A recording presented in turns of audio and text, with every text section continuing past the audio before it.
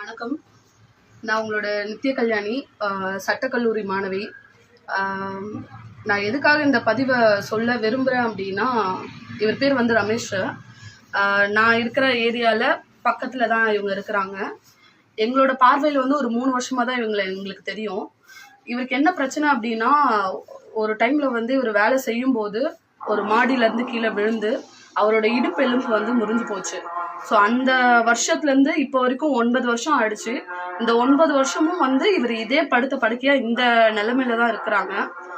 நம்மளால முடிஞ்ச உதவியை வந்து நம்ம எவ்வளோ முடியுமோ உங்களுக்கு பண்ணிட்டு இருக்கோம்.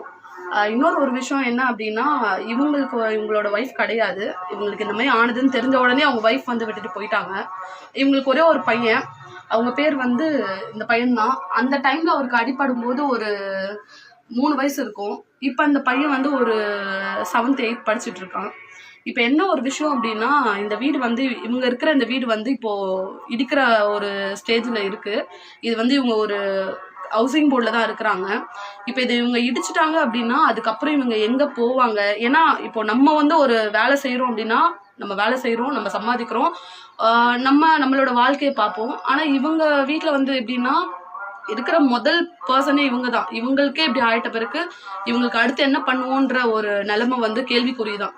அதனால எங்களால் முடிஞ்ச ஒரு ஹெல்ப் வந்து நாங்கள் பண்ணிட்டு இருக்கோம். இப்போ என்ன பிரச்சனை அப்படின்னா, எலெக்ஷனுக்கு அப்புறம் இந்த ஹோல் ஹவுசிங் போர்டே வந்து இடிக்கிற மாதிரி இருக்கு. இது இடிச்சுட்டாங்க அப்படின்னா இவங்க எங்கே போவாங்கன்றது தெரியல. அதையும் தாண்டி நம்மளால வந்து ஒரு நாள் வந்து காலில் அடிபட்டுச்சு அப்படின்னாலே நம்ம ரொம்ப துடிச்சு போயிடுவோம் இல்லையா? கிட்டத்தட்ட ஒரு 9 வருஷமா வந்து இதே படுக்கையில இதே இடத்துல இதே ஒரு இதுல தான் அவங்க வந்து இருக்கிறாங்க. இது வந்து நான் பார்க்குறவங்களுக்கு கண்டிப்பாக ரொம்ப கஷ்டமாக இருக்கும். உங்களால் முடிஞ்ச ஹெல்ப், அது என்னமோ ஒரு 5 ரூபாவோ 10 ரூபாவோ என்னவோ உங்களால் எவ்வளோ ஹெல்ப் பண்ண முடியுமோ அதை பண்ணுங்க. இவங்களை நீங்கள் நேரில் வந்து விசிட் பண்ணுங்க. இது இன்னொரு விஷயம் என்னன்னா, எந்த ஒரு ப்ரொமோஷனோ இல்லை வந்து இந்த அட்வர்டைஸ் பண்ணுறது அந்த மாதிரி எந்த வீடியோ கிடையாது. 100% உண்மை. நான் இவங்களோட அட்ரஸும் இவங்களோட ஜிபே நம்பர், இவங்களுக்கு ஆக்சுவலி அக்கௌண்ட் நம்பர் கூட கிடையாது. நாங்கள் தான் வந்து இவங்களை பேங்க்லேருந்து ஒரு ஆளை வர வச்சு இவங்களுக்கு அக்கௌண்ட் நம்பர் வந்து ஓப்பன் பண்ணி கொடுத்தோம். ஏன்னா யாராவது முடிஞ்ச ஹெல்ப் பண்ணணும் அப்படின்றதுக்காக. ஸோ எங்களால் முடிஞ்ச நாங்கள் பண்ணிட்டு இருக்கோம். உங்களால் என்ன முடியுமோ அது இவங்களுக்கு பண்ணுங்க. சென்னையில் இருக்கிறவங்க நேரில் வந்து விசிட் பண்ணுங்க. அவங்களுக்கு ஹெல்ப் பண்ணிங்கன்னா அவங்களோட லைஃப்க்கு வந்து ரொம்ப ஒரு பெரிய சப்போர்ட்டாக இருக்கும். இன்னொரு விஷயம் நான் என்ன சொல்கிறேன் அப்படின்னா, நிறைய மெடிக்கல் ஃபவுண்டேஷன்ஸ்லாம் இருக்குது.